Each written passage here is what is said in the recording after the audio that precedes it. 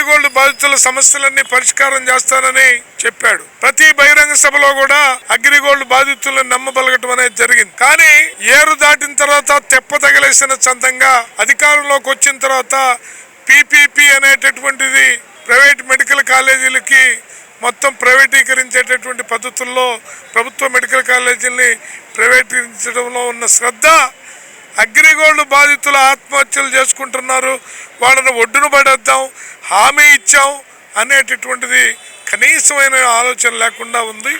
అగ్రిగోల్డ్ బాధితులు కనుక కన్నెర్ర చేస్తే చంద్రబాబు సింహాసనం కూలిపోద్దని సందర్భంగా హెచ్చరిస్తాం. ఒకసారి కూల్చేశారు ఇళ్ళే.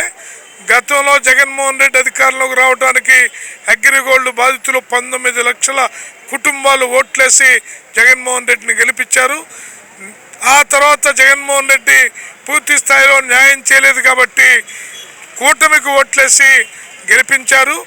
ఈసారి కనుక మళ్ళీ మీరు త్వరితగతిన వాళ్ళకి న్యాయం చేసి వాళ్ళకి రావాల్సిన డబ్బులు కనుక ఇవ్వకపోతే నీ యొక్క ఎన్డీఏ ప్రభుత్వం ఈ రాష్ట్రంలో అంతర్ధానం అయిపోద్దని హెచ్చరిస్తా ఉన్నాం.